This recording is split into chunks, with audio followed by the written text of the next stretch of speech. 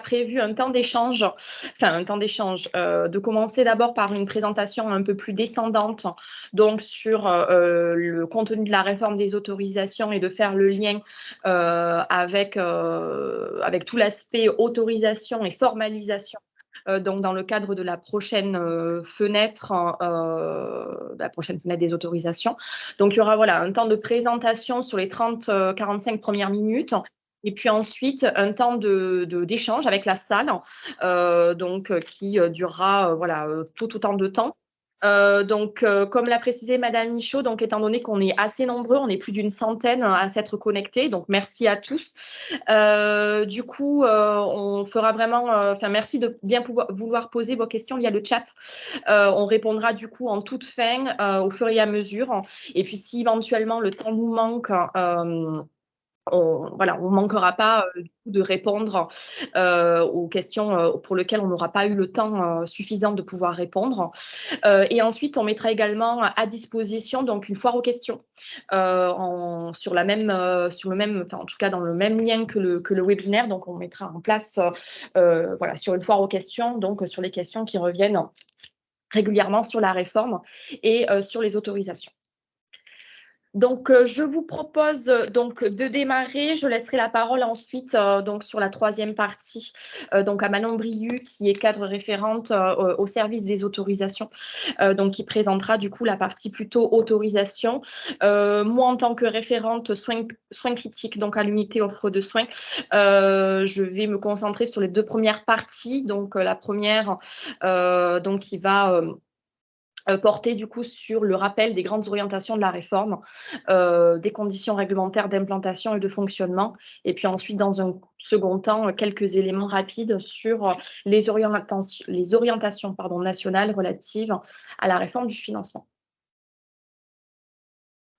Donc, sur le rappel sur la réforme des autorisations soins critiques, cette réforme des autorisations, elle s'inscrit dans la feuille de route des soins critiques qui a été fixée, et publiée l'année dernière et fixée pour les 4 prochaines années.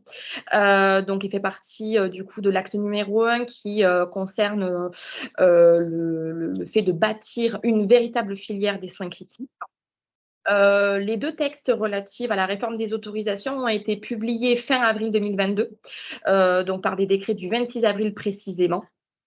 Et une instruction a été diffusée en avril 2023 relative à la mise en œuvre de la réforme des autorisations soins critiques. Pour rappel, les grandes orientations de la réforme, 4 grandes orientations identifiées. La première qui est celle de l'élargissement du périmètre des autorisations et définition d'obligations structurantes, puisqu'en fait, jusqu'à présent, seule l'activité de réanimation était soumise à une autorisation. Les autres activités, que ce soit la surveillance continue ou les soins intensifs tels qu'ils soient, relevaient d'une reconnaissance contractuelle. En termes d'obligations structurantes, idem, puisqu'en fait, on avait grosso modo des conditions d'implantation et des conditions techniques de fonctionnement uniquement pour la réanimation, pour également les soins intensifs cardiologiques. Pour le reste, on avait des recommandations qui émanaient des sociétés, mais on n'avait pas d'obligations structurantes. Et le fait d'élargir le périmètre des autorisations et de définir des conditions, des obligations structurantes pour toutes les modalités de soins critiques, ça suit en tout cas l'objectif de garantir un haut niveau de sécurité des soins dans ces unités.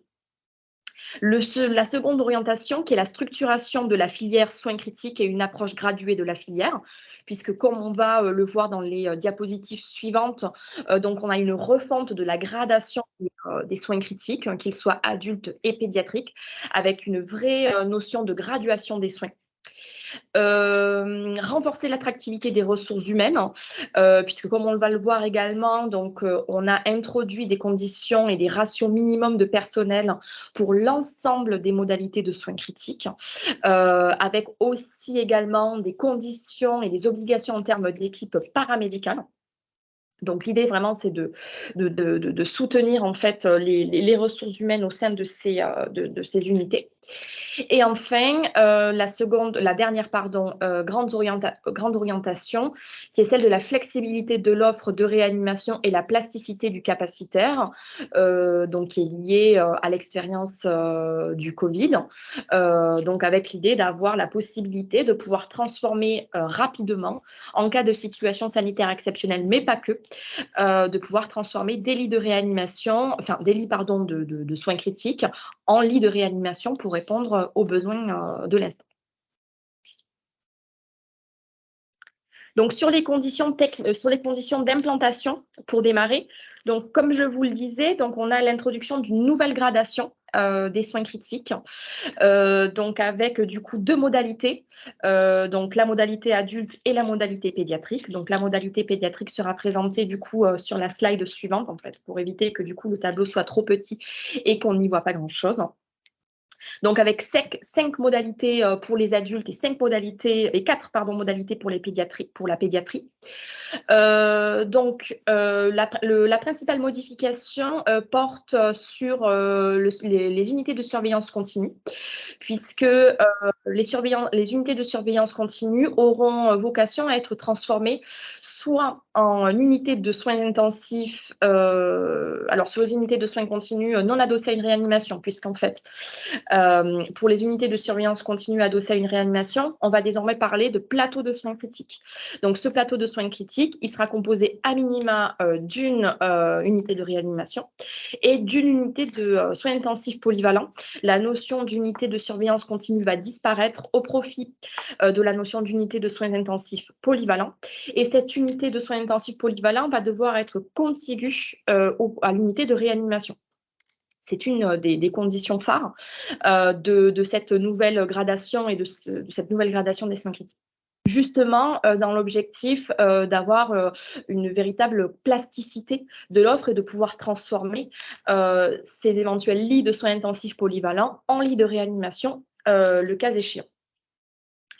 Donc ensuite, les unités de surveillance continue actuelles qui ne sont pas adossées à la réanimation, donc en fait, c'est-à-dire qui ne sont pas du coup dans un site, qui sont installés sur un site mais qui ne disposent pas d'unités de réanimation, vont pouvoir être transformées soit en unités de soins intensifs polyvalents à notion dérogatoire, dérogatoire dans le sens où il n'y a pas d'unité de réanimation sur le site. Donc là, il y a une véritable upgradation de ces unités, puisque compte tenu en fait des conditions techniques exigeantes et des conditions d'implantation, donc il y a des exigences qui sont importantes, demandées pour ce type d'unité, ou alors ces unités de surveillance continue seront transformées en unités de soins renforcés. Donc, il y aura un cahier des charges qui sera publié, qui est encore en cours de travail au niveau national, qui sera publié, on l'espère, d'ici l'année prochaine. Dans l'intervalle de la publication de ce texte, les USC actuels qui ne se positionneront pas forcément pour des unités de soins intensifs polyvalents dérogatoires pourront être maintenus en tant qu'USC actuel sur la base d'un cahier des charges publié d'ici la fin de l'année.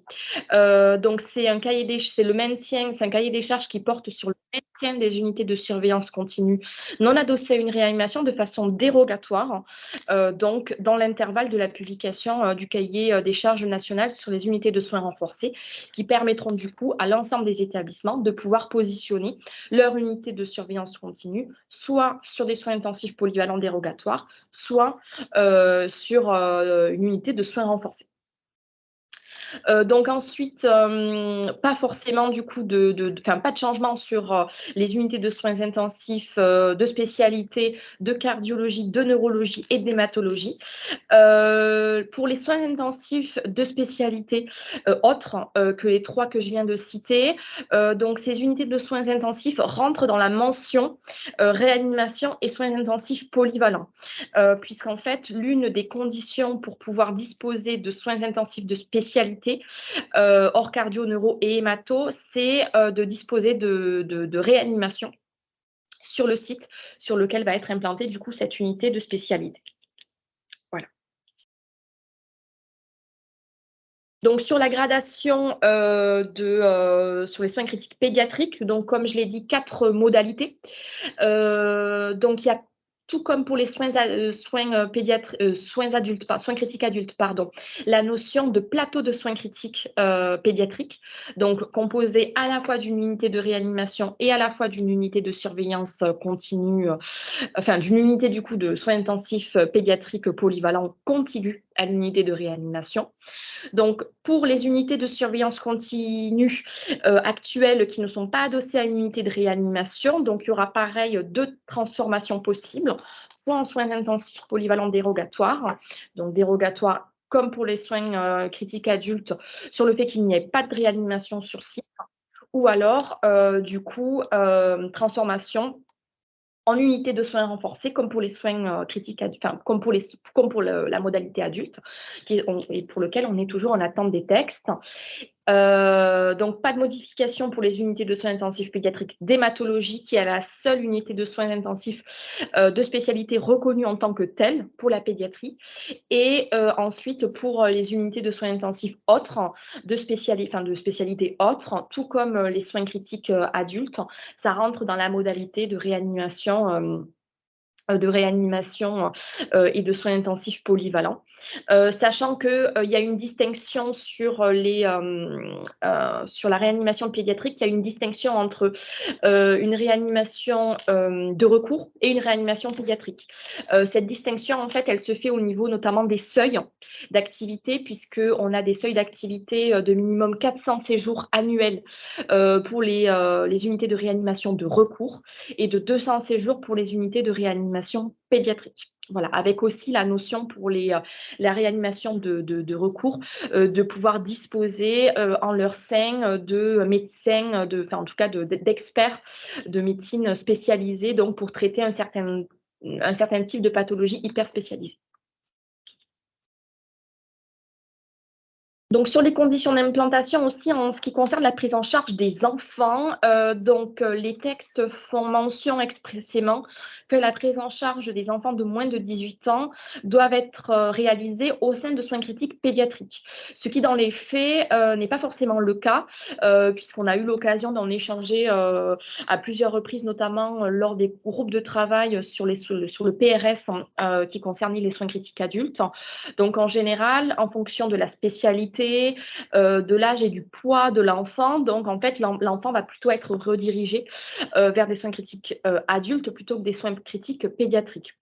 L'instruction des GOS du 6 avril précise les possibilités qui permettent de pouvoir recourir aux soins critiques adultes pour les enfants âgés de moins de 18 ans. Donc, en fait, cela peut se faire soit à titre exceptionnel pour les patients de moins de 18 ans qui peuvent être pris, pour les enfants de moins de 18 ans, dans des délais compatibles avec la sécurité des soins.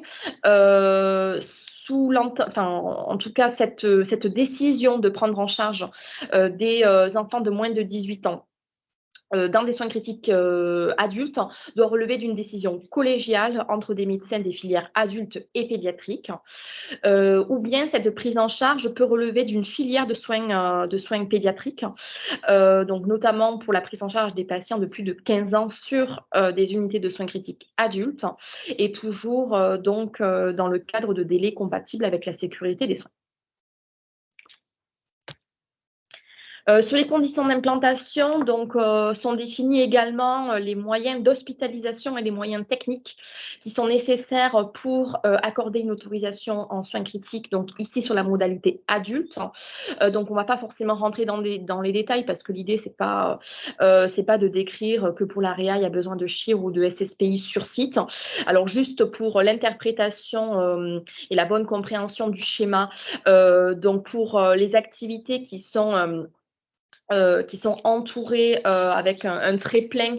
Donc, ce sont les exigences, en tout cas, sur site. Donc, c'est-à-dire que typiquement, par exemple, pour la réanimation ou pour les soins intensifs polyvalents dérogatoires, on doit, pour que l'établissement, le site, puisse obtenir une autorisation pour ces modalités, il faut qu'il y ait de la chirurgie en hospitalisation complète et un bloc, une activité, et un bloc et une salle de soins intensifs une salle de soins post-interventionnels sur site.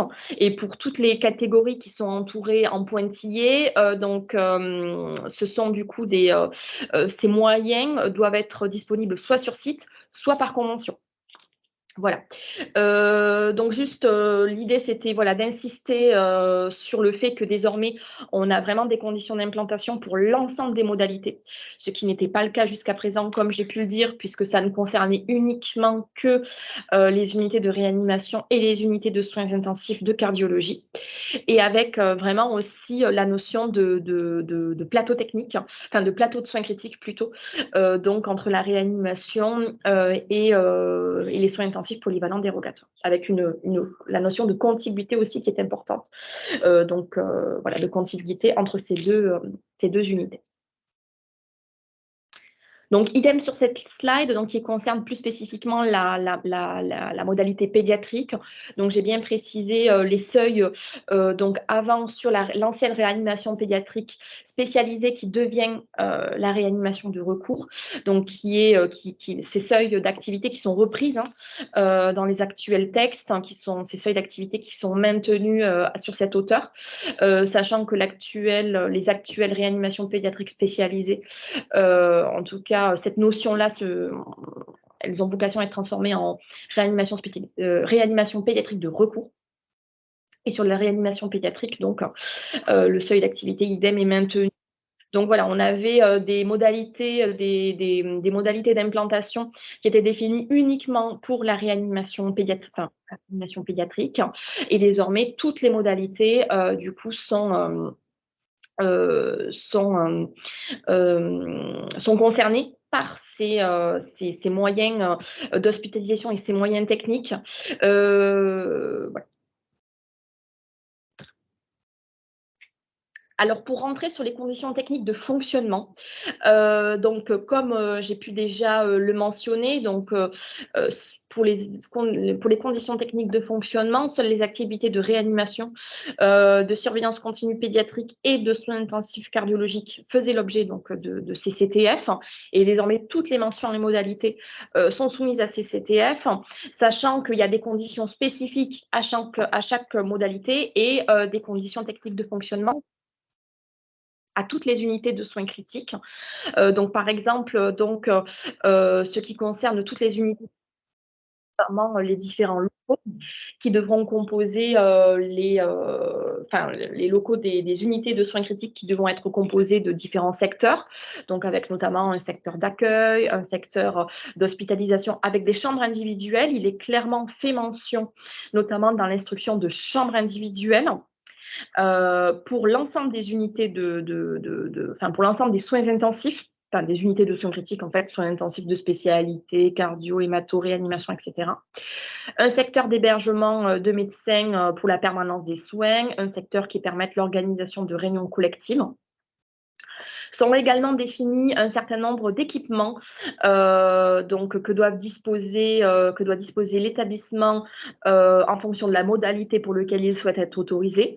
Donc, par exemple, est précisé que l'établissement devra disposer pour telle mention d'équipements qui permettent la suppléance d'organes, de matériel qui permet de la ventilation invasive, etc. Je n'ai pas détaillé ici l'ensemble des équipements parce que sinon ça aurait été trop long, mais les équipements sont bien détaillés et dans les décrets et dans l'instruction. Par ailleurs, donc, comme j'ai pu en faire référence également au début de mon intervention, les lits de soins intensifs polyvalents, donc les lits contigus, devront être équipés à l'identique d'un lit de réanimation, tout cela dans l'objectif de pouvoir facilement transformer ces lits-là en lits de réanimation, soit en cas de situation sanitaire exceptionnelle, comme on a pu le rencontrer avec le Covid, soit pour faire face à un afflux de besoins, même en cas de période courte.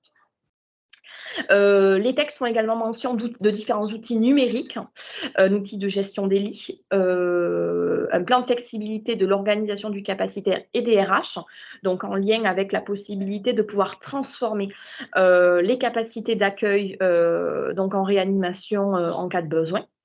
un dossier patient informatisé et également un plan de formation pour les nouveaux arrivants, puisque les textes introduisent du coup la nécessité de dédier 8 semaines de formation pour tout nouveaux arrivants,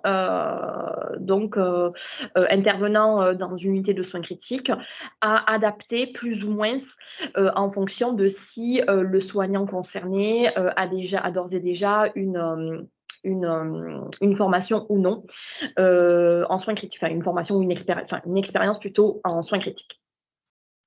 Par ailleurs, les titulaires d'une autorisation de réanimation de soins intensifs polyvalents, y compris dérogatoires, et de spécialité le cas échéant. Donc, quand je dis spécialité ici, c'est pour les spécialités hors neuro, cardio et hémato, devront adhérer au dispositif spécifique soins critiques, pour lequel on a commencé d'ores et déjà à travailler en ARS et avec un certain nombre de partenaires. Donc, puisque ce dispositif spécifique régional, en tout cas pour ce dispositif spécifique régional, donc on a un cahier des charges qui a été produit par la DGOS, un cahier des charges qui est assez succinct, qui nous laisse donc en fait finalement un certain nombre de marges de manœuvre, notamment pour sa composition, pour sa gouvernance, pour sa forme juridique. Et donc on a pas plus tard que la semaine dernière réuni des partenaires qui ont participé au groupe de travail sur le PRS soins critiques. On a réuni ce groupe de travail-là parce qu'il était représentatif finalement de l'offre de soins critiques en région, donc pour essayer finalement de savoir comment travailler ensemble pour formaliser ce dispositif régional et de savoir finalement quelle forme quelle forme il devra prendre ad hoc. Donc les travaux ne font que débuter, c'était vraiment des travaux un petit peu introductifs et les travaux vont continuer tout au long du premier semestre 2024 pour essayer d'aboutir à un dispositif, à un DSR formalisé au cours de l'année prochaine. Donc, les conditions techniques de fonctionnement, on a l'introduction d'un minima capacitaire pour chaque modalité, puisque, donc, comme c'est précisé sur le tableau, en fait, donc, on n'avait aucun minima capacitaire pour l'ensemble des modalités hors réanimation et USIC. Désormais, c'est le cas pour l'ensemble des modalités et des mentions. Donc, je ne vais pas forcément rentrer dans le détail de plus ou moins 8 CILI en fonction des modalités. Juste pour préciser que donc pour les réanimations et les unités de soins intensifs polyvalents, donc on va raisonner également sur la notion de plateau de soins critiques. Donc, sont fixés dans les décrets capacitaires minima pour les unités de réanimation et pour les soins intensifs polyvalents. L'instruction introduit et c'est surtout sur cette notion-là que l'on va porter du coup notre analyse, donc c'est-à-dire que le plateau devra être composé soit de 14 ou de 16 lits, donc en fonction, puisqu'en fait, dans le cas d'une création d'un secteur d'hospitalisation, d'un réaménagement ou d'une restructuration, donc le capacitaire minima va être revu un petit peu à la hausse. Donc là, typiquement, on demande les ratios, enfin le capacitaire minima fixé du coup pour un plateau de soins critiques, donc en cas de restructuration, donc est fixé à 16 lits. Le minimum est fixé à 14, qui est finalement la somme donc du capacitaire minima de réanimation et du ZIP contigu. Mais l'idée, c'est plutôt de raisonner en fait en termes de plateau et non pas forcément en termes de réanimation et de soins intensifs polyvalents contigus. Donc, idem sur cette notion de plateau pour la réanimation, enfin en tout cas pour les soins critiques pédiatriques. Pour la réanimation, il y a également la possibilité d'avoir une dérogation sur décision du directeur général de l'ARS. Donc, c'est une dérogation qui est mentionnée dans les textes. Donc, c'est-à-dire que si le capacitaire minimal est fixé de base à 8, il y a possibilité de descendre à 6. Et donc, la modalité, enfin en tout cas, ce qui va permettre d'obtenir une dérogation et de descendre à 6, c'est notamment pour pouvoir maintenir une offre sur un territoire lorsque finalement il y a un temps de trajet un temps de trajet excessif, c'est ce qui est indiqué dans les textes, pour pouvoir accéder à une offre de soins critiques. Donc, on a une composition donc détaillée des équipes paramédicales. Donc, je ne vais pas rentrer non plus dans les détails, donc pour toutes les modalités. Ce qui est important de noter ici sur la composition des équipes paramédicales, c'est que désormais, la composition et en tout cas le ratio des soignants ne s'exprime plus en nombre de lits, enfin en nombre de patients présents, mais en nombre de lits ouverts. Et en nombre de lits ouverts, ce qui du coup va changer la donne, puisque en fait désormais il faudra qu'il y ait suffisamment de soignants au regard du nombre de lits ouverts et pas seulement au regard du nombre de lits, du nombre de patients présents. Pardon, je suis allée un petit peu trop vite. Donc avec aussi la notion donc de spécialité qui doivent être représentées dans la composition des équipes médicales par modalité et également en matière de permanence des soins. Donc pareil, je ne vais pas forcément rentrer dans les détails sur la composition et sur les textes en tout cas sur le composé qui sont très bien définis dans les textes, sachant qu'il y a quand même quelques éléments qui sont à prendre en compte, notamment la notion de médecin coordonnateur qui a été indiquée dans les textes, donc de médecin coordonnateur notamment pour les unités de réanimation et de soins intensifs polyvalents, donc pour le plateau de soins critiques. Idem donc à la fois pour l'adulte et à la fois pour la pédiatrie. Il est fait mention également pour la réanimation et les soins intensifs polyvalents de pouvoir faire intervenir en cas de besoin des médecins ayant une formation, des médecins psychiatres, des médecins spécialisés en médecine physique et de réadaptation, etc.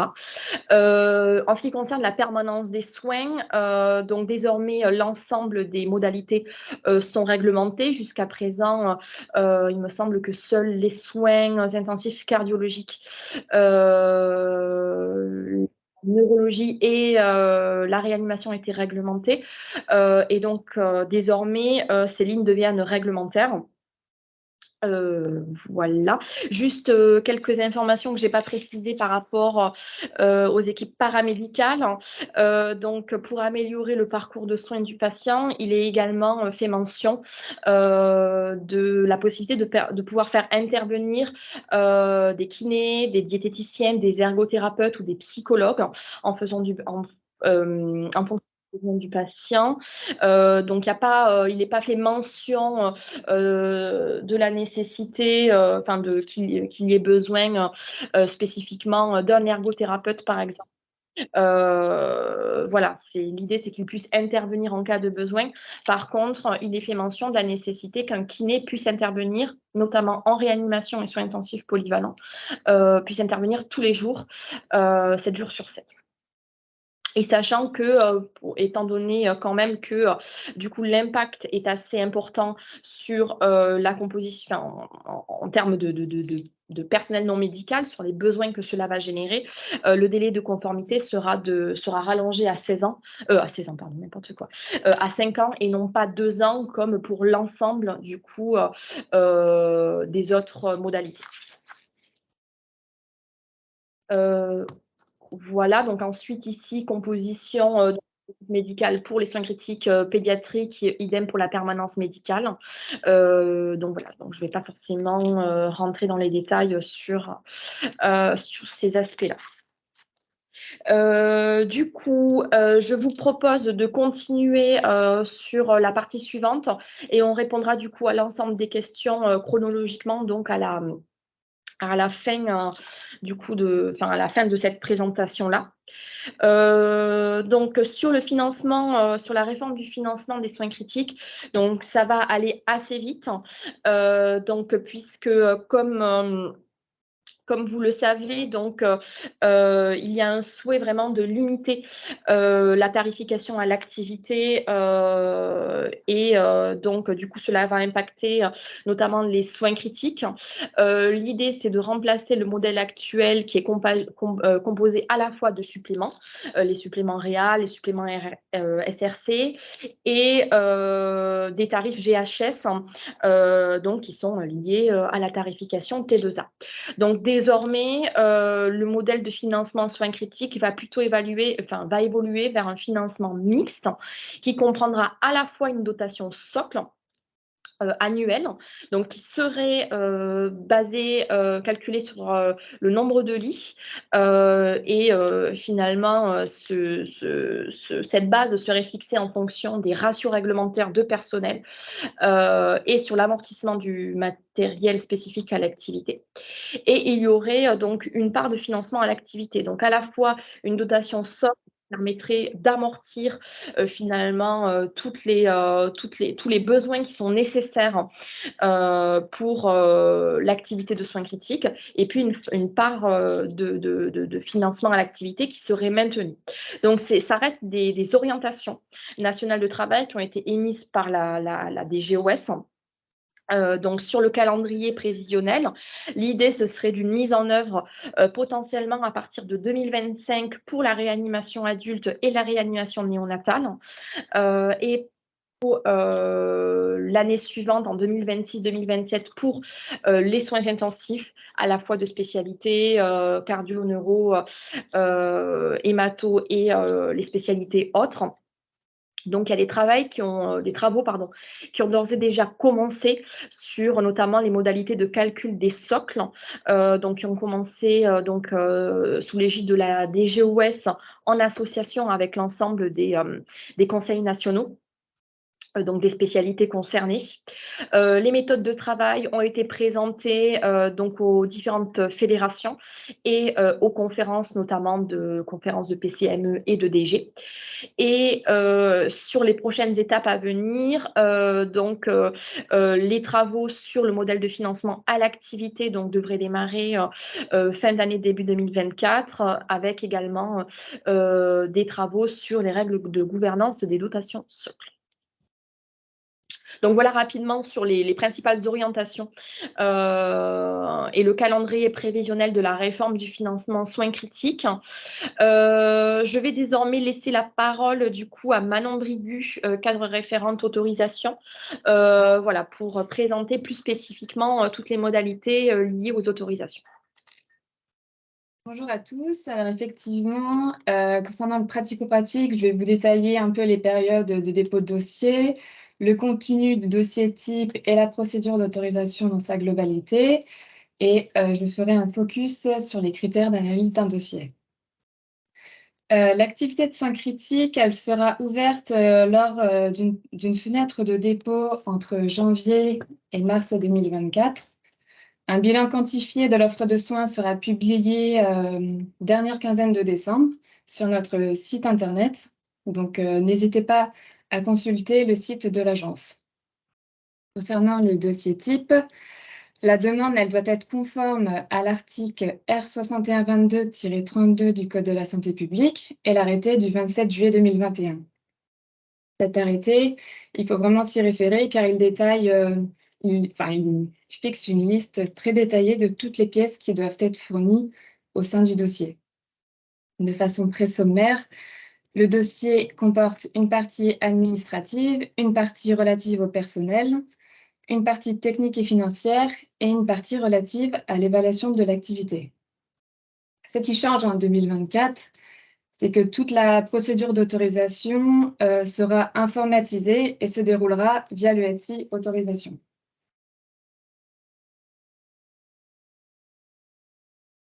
Slide, vous pouvez changer de slide. Alors ici, on vous a détaillé les grandes étapes de la procédure d'autorisation que vous connaissez globalement. Mais comme mentionné précédemment, ce qui change, c'est que tout sera informatisé. Vous pouvez d'ores et déjà commencer à préparer vos dossiers d'autorisation sur le SI. Et lorsque la fenêtre de dépôt sera ouverte, Il suffira de valider votre dossier et il sera transmis directement à l'ARS via le service informatique. Ensuite, l'ARS analyse la recevabilité et la complétude des dossiers. Vous pourrez compléter votre dossier via le SI autorisation si la fenêtre de dépôt est encore ouverte. Et chaque fenêtre est ouverte sur une période de 2 mois. Lorsque la fenêtre est fermée, on passe en période d'instruction des dossiers avec un passage en COSOS et une prise de décision dans les 6 mois suivant la fermeture de la fenêtre.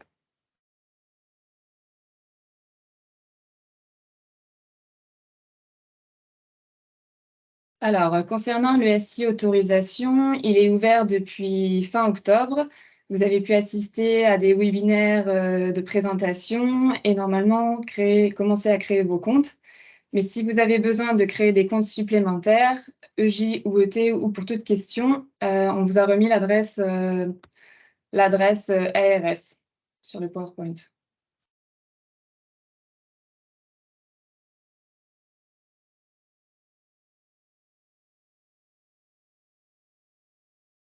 Alors maintenant, on va faire un focus sur les critères d'analyse des dossiers d'autorisation, que vous compreniez un petit peu comment ça se passe côté ARS. En premier lieu, l'ARS se base sur des textes réglementaires, donc c'est-à-dire qu'elle vérifie la conformité aux conditions d'implantation et aux conditions techniques de fonctionnement. Elle vérifie ensuite le respect des objectifs quantitatifs et qualitatifs du PRS. Et pour ça, elle se réfère notamment au volet soins critiques dans le schéma régional de santé.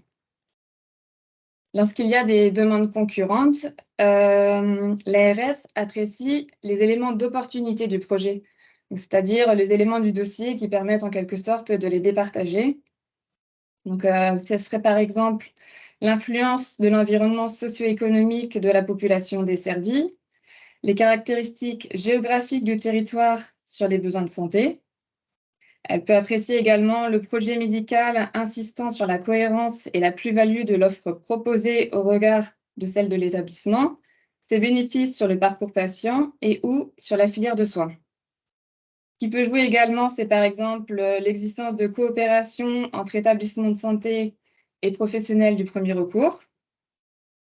L'agence peut également apprécier l'attractivité en termes d'organisation interne ou de ressources humaines, mais également les avancées permises en matière d'amélioration de la qualité et de la pertinence des soins. Et toutes ces informations sont à saisir dans le SI autorisation en partie introductive qui s'appelle justification de la demande. Voilà, merci.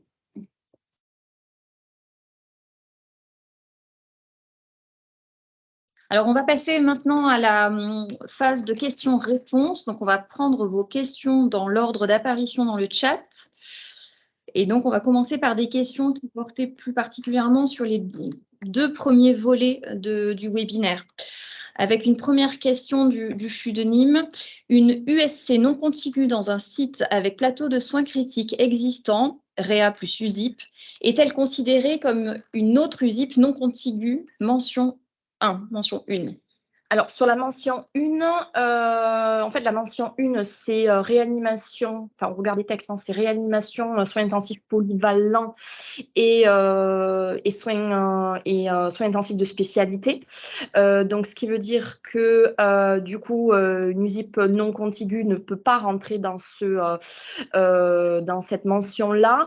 On a fait, nous, au niveau de l'ARS, dans le détail des OCOS, on n'a pas décliné notamment dans le cas, sur certains sites, en fait, on sait que sur certains sites, notamment sur les CHU, on a notamment du fait que les sites, que les sites soient assez pavillonnaires, on a finalement une multiplicité d'unités de surveillance continue qui ne sont pas forcément adossées à une réanimation.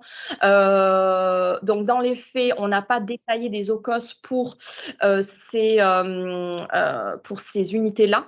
C'est-à-dire qu'en effet, elles rentreront dans une autorisation réanimation, soins intensifs polyvalents et autres USI de spécialité. Par contre, l'idée, c'est vraiment quand même de faire en sorte que du coup, il y ait une continuité entre la réanimation et l'ensemble des unités de soins intensifs polyvalents. Il y a toujours éventuellement la possibilité, au regard de la typologie de patients accueillis, de pouvoir transformer ces unités de soins intensifs, ces unités de surveillance continue, en unités de soins renforcés. Qui, elles, du coup, n'ont pas d'exigence, en tout cas, oui, qui n'ont pas d'exigence particulière, a priori, en tout cas, puisque les textes ne sont toujours pas sortis, en termes, du coup, de contiguïté avec une autre unité. Alors ensuite, autre question, est-ce que l'on peut transformer des lits de soins continus non adossés à la réa en soins intensifs de spécialité ? Alors, sur cette question, étant donné que du coup, les soins intensifs donc de spécialité hors cardio, neuro et hémato, qui eux, du coup, ont des objectifs quantifiés particuliers, les autres unités de soins intensifs de spécialité donc rentrent dans la mention REA, soins intensifs polyvalents et soins intensifs de spécialité, le cas échéant. Donc, c'est possible à partir du moment où il y a une réanimation sur site, puisque c'est vraiment une des conditions exigées par la réforme. Si on est sur une unité de soins continus non adossée à une réanimation, mais sur une unité, sur un site qui ne dispose pas de réanimation, du coup, ça ne sera pas possible. Voilà. Alors, si je peux me permettre juste de compléter, il faut quand même que l'objet de l'utilisation de ces lits fasse sens avec le libellé que vous avez en tête dans votre question. C'est-à-dire qu'il ne faut pas se dire, comme je ne suis pas adossée à une réa, je vais en faire une USIC. Par contre, je vais continuer à en faire une activité plurielle, diversifiée, qui ne soit pas de l'USIC. Donc, on est vraiment sur un objet qui est défini dans le libellé des USI et il faut que ça garde cette cohérence-là.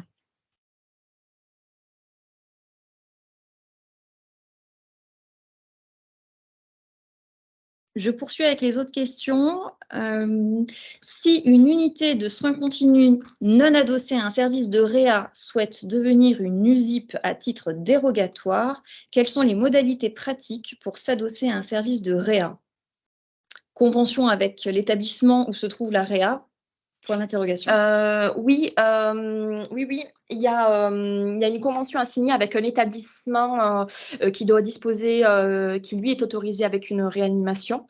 C'est aussi une condition pour pouvoir éventuellement transférer le patient s'il se dégrade.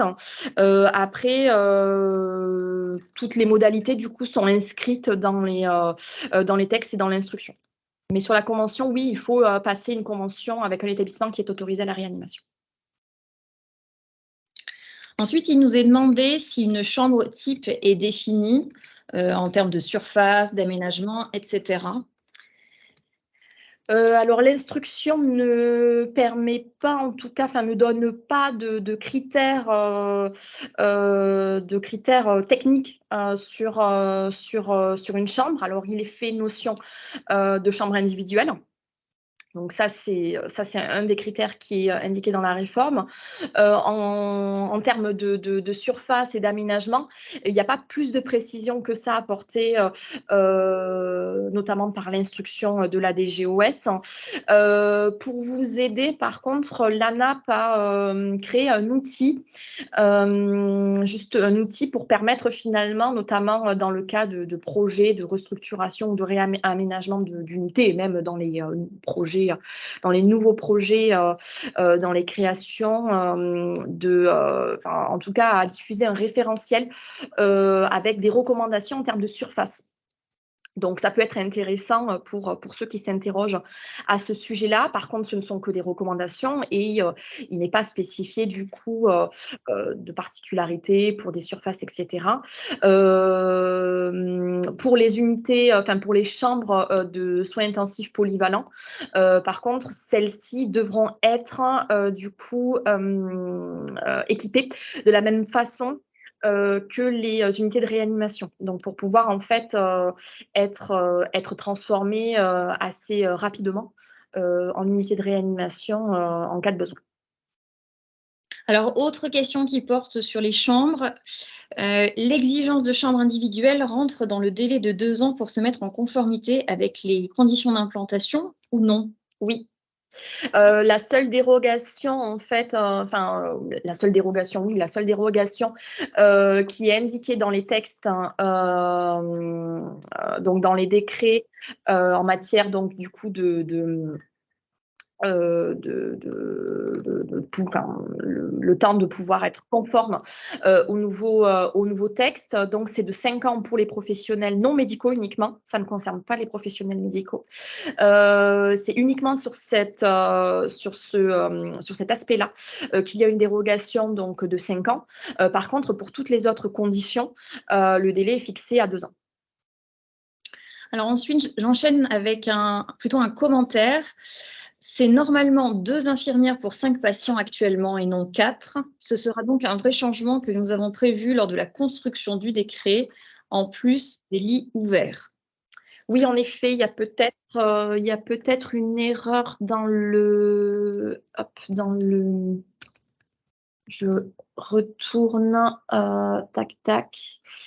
Oui, ouais, en effet, il y a une erreur qu'il faudra que je modifie sur le PowerPoint. Donc, en effet, c'est 2 pour 5 actuellement, avec l'objectif de passer à 2 pour 4, mais pour l'instant, les décrets fixent 2 pour 5.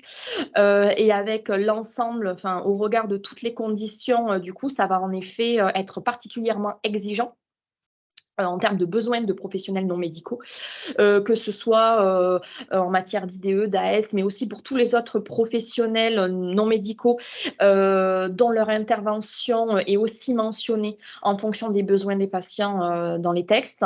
C'est pour cela d'ailleurs qu'au regard des exigences, c'est pour cela que du coup le délai a été allongé du coup à 5 ans pour que les établissements aient suffisamment le temps de se mettre en conformité donc au regard de la composition des équipes paramédicales, donc compte tenu des fragilités qu'on peut connaître en termes de personnel soignant. Et un autre commentaire dans le même ordre d'idées, kiné, psychologue, ratio pour les AS, tout est à prendre en compte et nouveau. On voit bien que c'est un sujet oui, tout à fait important. Oui. Alors, il n'y a pas de ratio donc il y a des ratios pour les AS, il n'y a pas de ratio pour les psychologues, les kinés, les ergothérapeutes, etc. Il est juste fait mention de la possibilité donc d'en faire intervenir en cas de besoin. Par contre, une petite spécificité pour les kinés, pour lequel donc il est nécessaire qu'ils puissent intervenir 7 jours sur 7 au sein d'une unité de réanimation. Alors, autre question, comment attester de l'expérience d'un médecin travaillant en soins de réa USIP en journée? Alors, c'est une très bonne question à laquelle on ne sera pas en capacité de pouvoir répondre.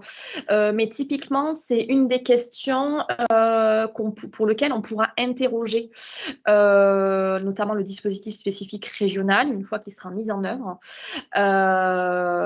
Donc, il n'y a pas, en tout cas, il n'est pas fait la notion d'expérience des médecins qui peuvent participer à la permanence des soins, donc pour certaines modalités de soins critiques, n'est pas précisée dans l'instruction de la DGOM. Donc du coup, ça laisse une certaine marge de manœuvre pour pouvoir interpréter ce qu'on entend par expérience. Mais je pense que c'est quelque chose sur lequel il faudra réfléchir et notamment du coup mobiliser le DSR pour convenir du coup de qu'est-ce qu'on peut entendre par expérience. Pour les USR, quelles sont les modalités techniques de fonctionnement? Alors, pour les unités de soins renforcés, donc actuellement, enfin pour l'instant, en tout cas, les travaux sont en cours au niveau national. Donc, on n'a pas d'éléments formalisés sur ce que seront les unités de soins renforcés. Donc, en fait, impossible du coup de pouvoir vous dire formellement quelles seront les modalités techniques, hein. C'est toujours en travaux. Voilà, donc à ce stade, on ne peut pas répondre à cette question. Alors ensuite, on passe à des questions qui concernent plus particulièrement les dossiers d'autorisation. Et il me semble qu'ensuite, il y a des questions techniques qui reviennent sur les premiers volets. Mais je les prends les unes après les autres. Quand les dossiers d'autorisation seront-ils accessibles? Est-ce que côté service d'autorisation, Manon ou Christelle, peut-être répondre? Moi, c'est Christelle qui va répondre. Bonjour à tous. Donc, du coup, les dossiers d'autorisation, comme je vous ai répondu dans le chat, ils sont déjà disponibles sur le SI autorisation. Il n'y aura pas de transmission par mail à tous les établissements du dossier en mode Word ou en mode PDF. C'est à vous d'aller sur le SI et vous pouvez le télécharger pour pouvoir avoir une vision globale, mais les dossiers sont à déposer uniquement et seulement par le SI autorisation. Merci Christelle. Et il ne faudra pas oublier de les valider lorsqu'ils seront complets, parce que si la touche valider n'est pas cliquée, le dossier ne nous est pas transmis. Donc, est-il possible sur le SI autorisation de télécharger les dossiers en format Word? Oui, tout à fait, vous pouvez. C'est-à-dire, vous commencez un dossier et en bas, vous avez exporté le dossier et vous l'avez en version Word qui sort imprimé. On a fait le test en interne et ça fonctionne assez bien.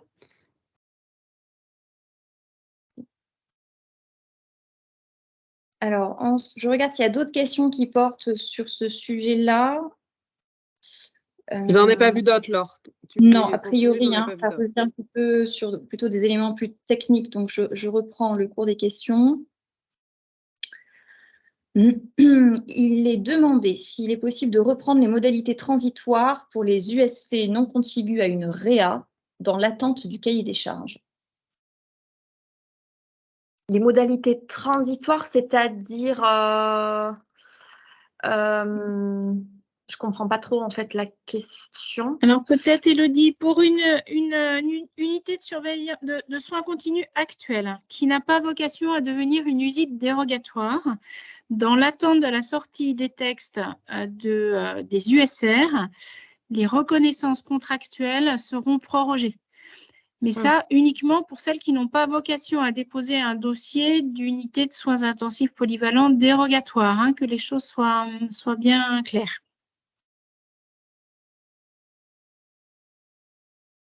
Alors ensuite, une question portée sur le volet financier. La dotation socle finance-t-elle bien toutes les charges fixes de l'unité?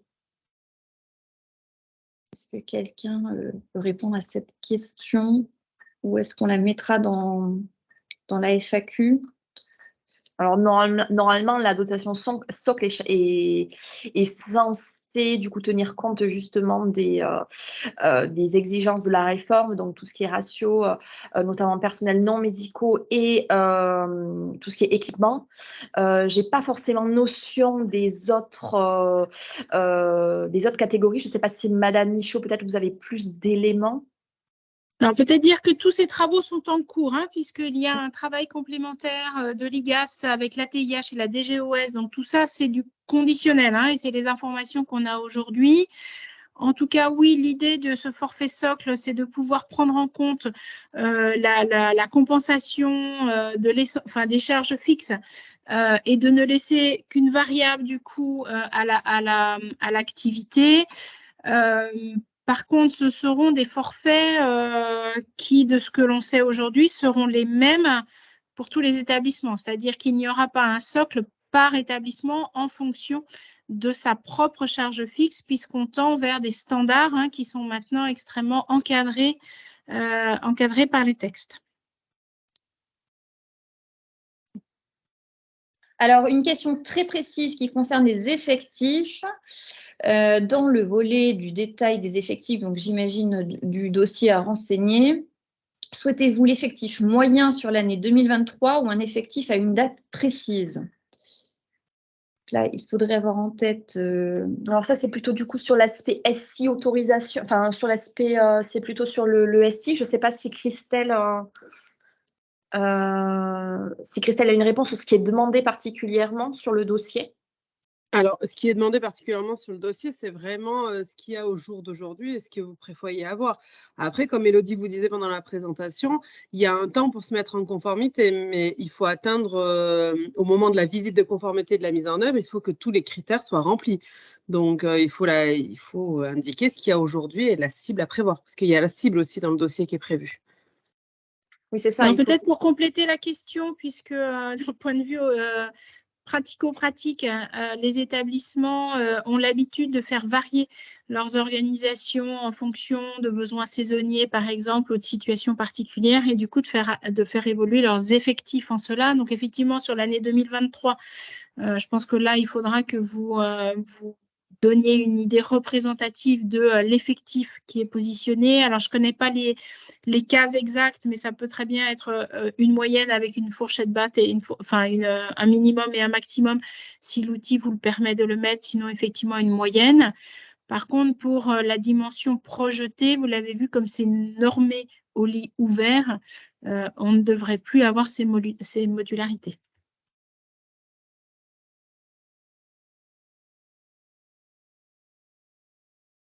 Alors, j'enchaîne avec une question qui concerne le dossier également.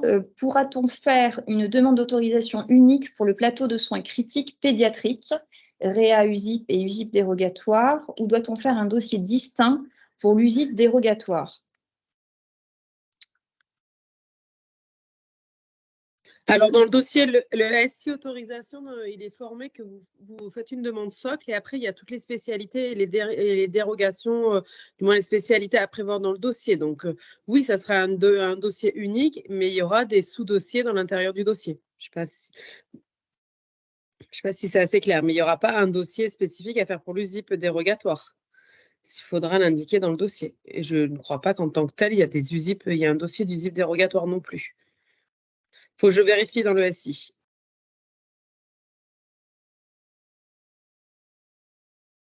Merci Christelle. Je reviens un tout petit peu en arrière en évoquant la question suivante. Chaque lit d'USIP doit-il être équipé d'un respirateur? Nous était demandé un peu plus haut.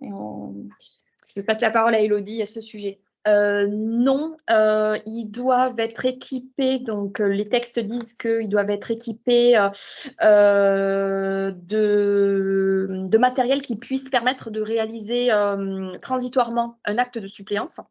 En tout cas, l'idée, c'est plutôt finalement qu'on puisse suppléer à un organe de façon transitoire, mais pas en tout cas, il n'est pas fait notion de respirateur. Alors, autre question, nombre pour l'équipe médicale de jour et de nuit pour les soins intensifs polyvalents dérogatoires. J'imagine les effectifs qui seraient demandés. Est-ce qu'on a la réponse? Et une seconde question qui suit, comment adhérer au dispositif spécifique régional? Alors, c'est sur l'équipe médicale. Donc, du coup, je remets du coup la slide sur l'équipe médicale. C'est pour les USIP dérogatoires. Donc, du coup, sur les USIP dérogatoires, donc en fait, il n'est pas fait mention de nombre, juste finalement de compétences que doivent disposer l'équipe médicale. Pour pouvoir exercer dans ces services-là, donc c'est-à-dire que donc on doit avoir des MIR ou des MAR MIR-MAR ou la possibilité de pouvoir faire intervenir. Non, ça, je crois que c'est que pour la réanimation.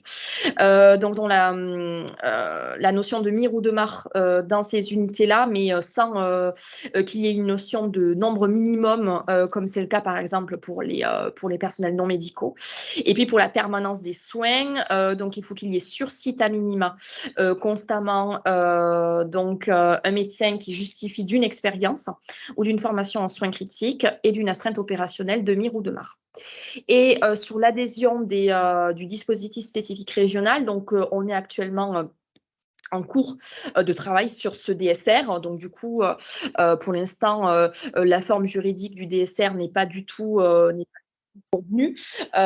Donc, pour l'instant, je ne peux pas vous dire de quelle façon, quelles seront les modalités pour y adhérer, mais vous serez informés en temps voulu. Il est fait notion et mention dans le dossier sur SI autorisation du dispositif spécifique régional, qui est une des conditions normalement pour les autorisations de réanimation de soins intensifs polyvalents, y compris dérogatoires.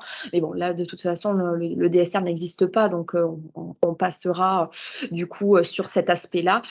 Mais par contre, le texte précise bien que l'ensemble l'ensemble des établissements autorisés en réa, en soins intensifs polyvalents, y compris dérogatoires, devront y adhérer. À voir ensuite, du coup, c'est une des questions que l'on s'est posées au moment du groupe de travail. Si on élargit aussi à toutes les filières, notamment soins intensifs neurovasculaires, soins intensifs cardiologiques, la question se pose parce qu'il existe déjà des réseaux et des dispositifs spécifiques régionaux qui fonctionnent. Donc, l'idée, c'est pas de faire du travail en parallèle et pas de faire du travail, du coup, en doublon. Donc, on est en train là de faire une cartographie sur l'ensemble des dispositifs qui existent au niveau de la région pour ensuite, du coup, adapter la composition du futur DSR.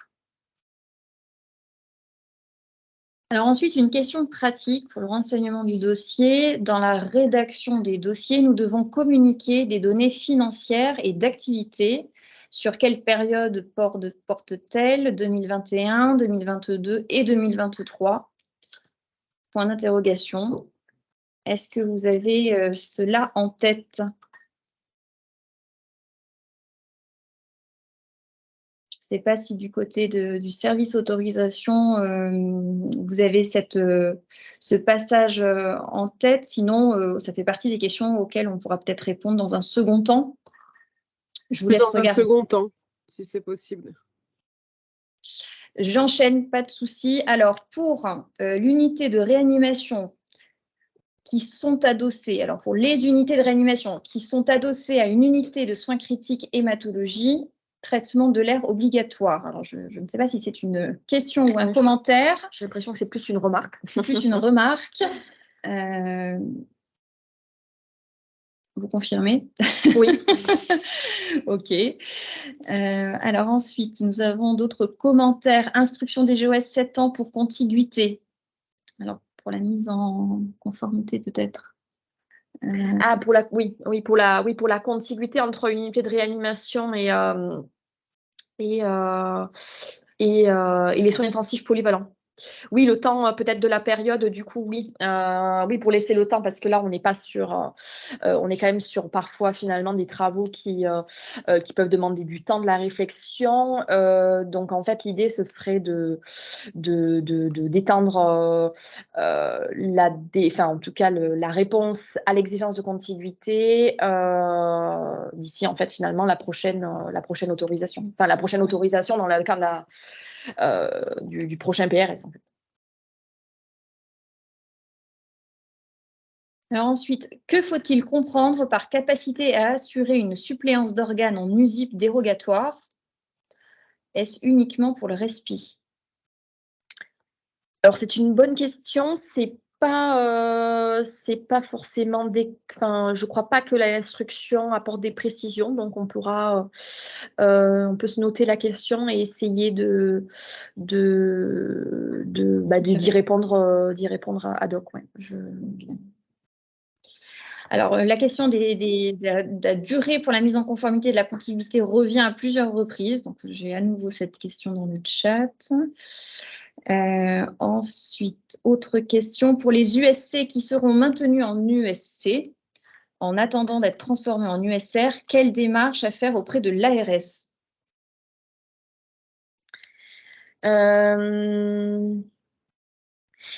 Pour les USC actuels, alors il y a un cahier des charges qui va être publié normalement d'ici la fin de l'année. Donc pour l'instant, comme l'a dit Madame Michaud, donc les reconnaissances contractuelles seront maintenues, c'est-à-dire qu'il n'y aura pas de rupture comment dire, d'autorisation entre guillemets. Par contre, la question, c'est, étant donné qu'il y a un cahier des charges qui va introduire un certain nombre potentiellement, alors j'ai pas le contenu du cahier des charges, donc je ne sais pas s'il y aura des contraintes particulières qui seront demandées, mais la question, c'est de savoir si du coup il y aura éventuellement un dépôt de dossier auprès du coup, pour obtenir finalement une reconnaissance contractuelle qui tiendra compte du coup du nouveau cahier des charges.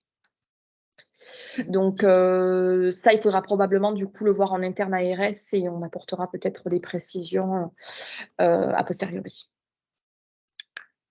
Ensuite, il nous est indiqué qu'il y a un projet d'arrêté concernant l'expérience soins critiques. Sur l'expérience soins critiques. Ah, d'accord, ok. Donc, oui, j'imagine que c'est sur. Oui, merci, professeur Périgot, qui fait partie du groupe de travail national, donc, qui nous apporte quelques précisions. Oui, d'accord. Donc, j'imagine que là, en termes d'expérience, ça concerne du coup pour les médecins, du coup, qui doivent disposer d'une certaine expérience pour pouvoir participer à la permanence des soins. Eh bien, écoutez, très bien. Alors, s'il y a un projet d'arrêté, ça nous permettra d'y voir plus clair. Alors, il nous est demandé ensuite s'il n'y a pas de seuil pour les réanimations accueillant des patients immunodéprimés. Alors, les seuls seuils qui sont précisés dans les textes, c'est les seuils d'activité pour les réanimations pédiatriques. Sinon, il n'y a aucun autre seuil qui sont définis, ni pour les soins intensifs d'hémato, ni pour la réa.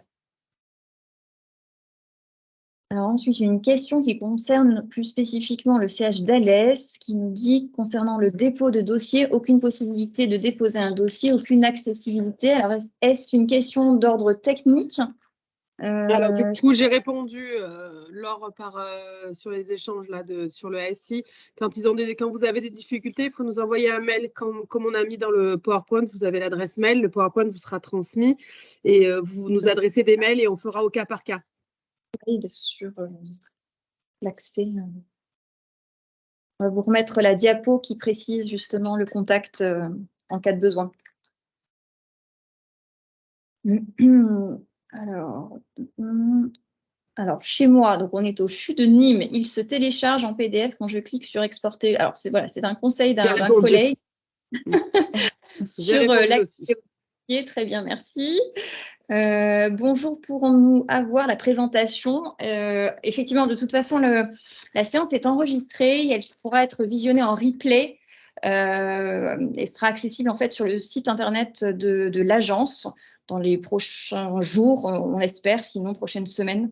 Donc effectivement, ce sera plutôt sous cette forme-là, je pense que vous aurez accès à la présentation. On pourra diffuser aussi l'ensemble des participants le diaporama, il n'y a pas de souci.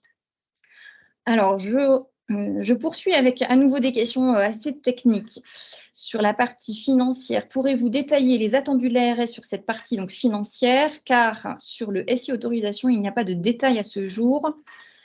Il est fait référence du code. Alors, donc du coup, cette partie, c'est la partie réglementaire, comme vous faisiez avant dans les anciens dossiers. Il n'y a pas de changement sur la partie financière.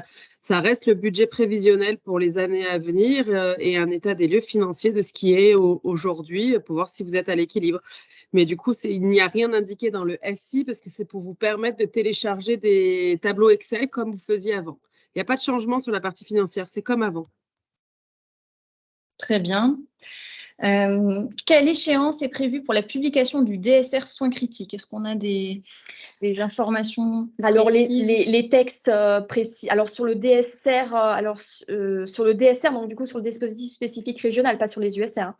Les textes qui prévoient du coup sa création à partir de la publication du PRS 2023-2028, donc ce qui est le cas. Mais cela nécessite quand même de pouvoir travailler dessus. Donc du coup, voilà, on a entamé les échanges la semaine dernière. On va continuer à travailler dessus au premier semestre 2024. Donc, l'objectif, c'est de pouvoir arriver à le constituer le plus rapidement possible. Mais ça nécessite quand même un petit peu de temps de travail. Donc, c'est difficile de donner une échéance comme ça. Après, d'autres questions d'ordre très pratico-pratique, avec des difficultés à télécharger la version Word. Mais tout ça vous sera peut-être reprécisé via la hotline, d'une certaine manière assurée par l'ARS. Je poursuis.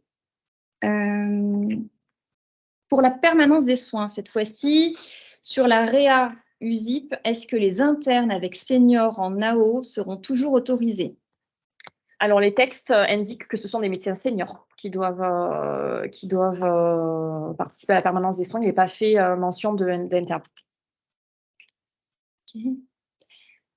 À quelle date les modèles de convention seront disponibles concernant l'USIP REA? Alors, il n'est pas prévu qu'on fasse des modèles de convention. C'est pas prévu.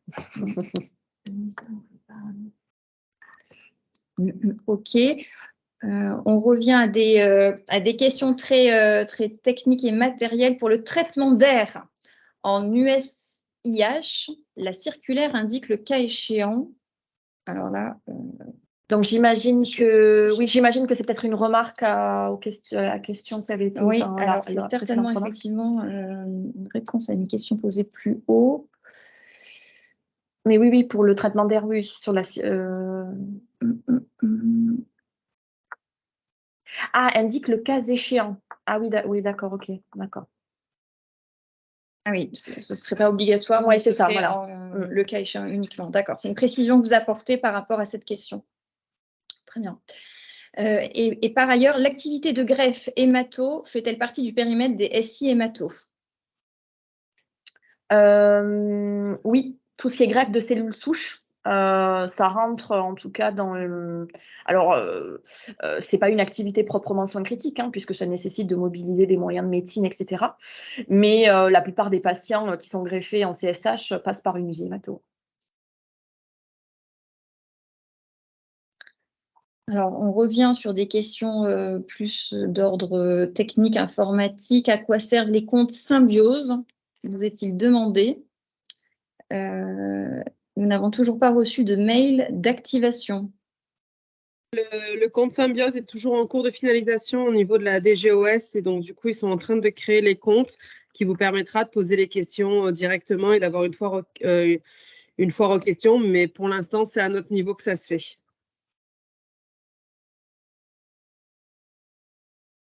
Alors, et enfin, sauf erreur de ma part, c'est la dernière question. Quelle doctrine sera retenue par le DGRS pour son pouvoir de dérogation, nombre de lits de réa, sur le critère lorsque des temps de trajet excessifs s'imposent à une partie significative de la population? Donc, c'est-à-dire plus finalement sur comment on interprète le temps de trajet, en fait, parce que les textes indiquent que le DGARS peut déroger, peut autoriser du coup un capacitaire de réanimation à 6 lits par dérogation au principe d'un capacitaire minimum de 8. Dans le cas, donc, du coup, pour un site qui est assez éloigné finalement d'autres sites qui disposent d'une offre de soins critiques. Donc, la notion de temps excessif, de temps de trajet excessif n'est pas forcément précisée, n'est pas précisée dans l'instruction. Donc, ce sera finalement selon une interprétation qui nous est propre. Mais ça sera, alors après, en termes de distance, c'est difficile de dire, ça sera au-delà de 30 minutes, au-delà d'une heure. Je pense qu'il ne faut pas qu'on soit non plus sur une définition trop restreinte, mais voilà, ce sera apprécié au cas par cas, en fonction notamment de l'offre qui est disponible au sein, sur le département ou à proximité, en tout cas, de l'établissement concerné. Alors, je m'assure que nous avons bien évoqué toutes les questions qui ont été posées tout au long de la séance, mais je crois qu'on a fait le tour. Donc, il y en a une ou deux qui feront l'objet d'une réponse ultérieure qui nécessitait qu'on puisse chercher un certain nombre d'informations complémentaires avant de vous répondre. Donc, on vous fera parvenir les éléments par mail ou dans le cadre d'une FAQ qui sera élaborée également dans les jours, semaines à venir, en reprenant, on va dire, les questions principales qui nous ont été posées à cette occasion, qui pourront continuer à vous épauler durant cette période de préparation de la première fenêtre de dépôt d'autorisation pour ce qui concerne les soins critiques. Alors, si vous n'avez pas de remords. Il y a une question qui vient ici, il y a une question qui vient d'arriver, Laure. Alors, je reprends. Bonjour, dans le cadre des prises en charge pédiatriques en unité de soins critiques adultes, la participation à la filière de soins critiques pédiatriques est-elle obligatoire? Alors ça, il faut que je replonge dans les textes pour voir précisément ce qui est indiqué. Tac, tac, tac, ça doit être dans les... J'essaye de regarder rapidement pour être sûre de...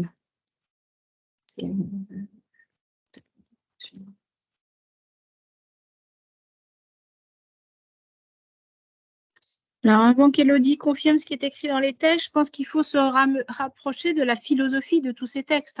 Très clairement, vous l'avez compris, c'est un renforcement de la graduation des soins et de la relation entre les différents acteurs autorisés par le biais de conventions, mais également grâce à l'animation d'un dispositif spécifique régional qui viendra compléter vos travaux et l'accompagnement de l'agence sur la coordination entre les acteurs.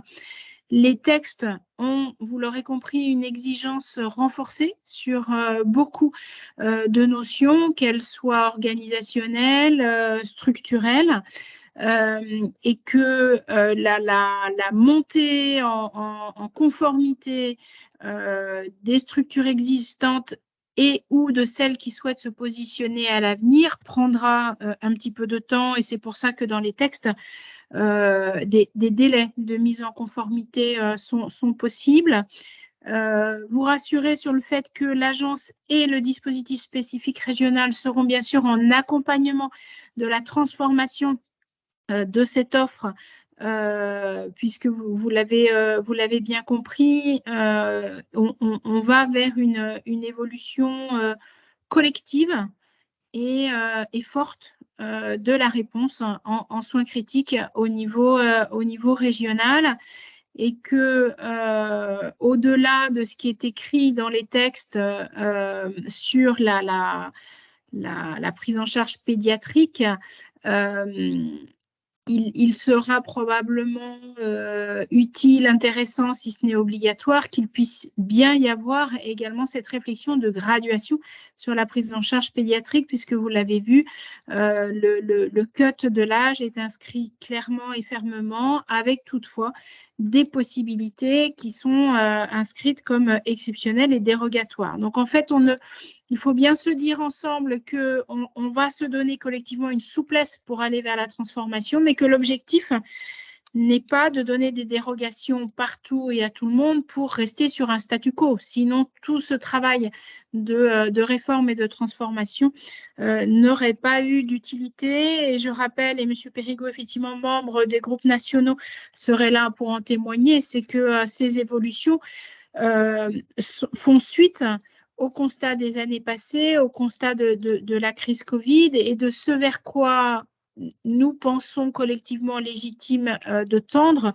pour améliorer la réponse aux besoins des populations sur le format soins critiques dans une dimension d'adaptabilité. On a bien vu combien c'était nécessaire au cours de la dernière crise Covid, mais également de professionnalisation des organisations et des réponses, et donc de cette quête collective et permanente d'améliorer la qualité et la sécurité des soins des patients qui bénéficient des offres de soins critiques.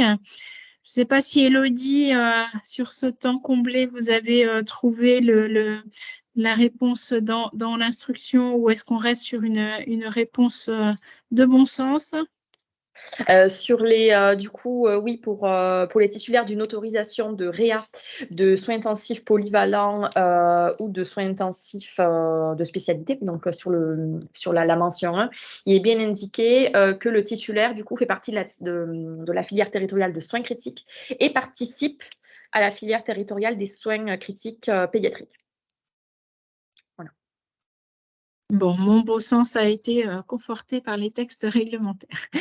En tout cas, très sincèrement... Il y a juste une dernière question sur le cahier des charges des surveillances continues. Demandera-t-il une unité de lieu? Donc, si l'idée dans le sens de la question, c'est de se dire est-ce qu'il y aura une notion de contiguïté? A priori, non. Après, les textes n'ont pas encore été publiés, mais il me semble qu'il n'y a pas de notion de contiguïté ou d'implantation, enfin de notion de contiguïté avec une unité de soins critiques, notamment une unité de réanimation, pour ces unités de surveillance continue qui seraient maintenues à titre dérogatoire.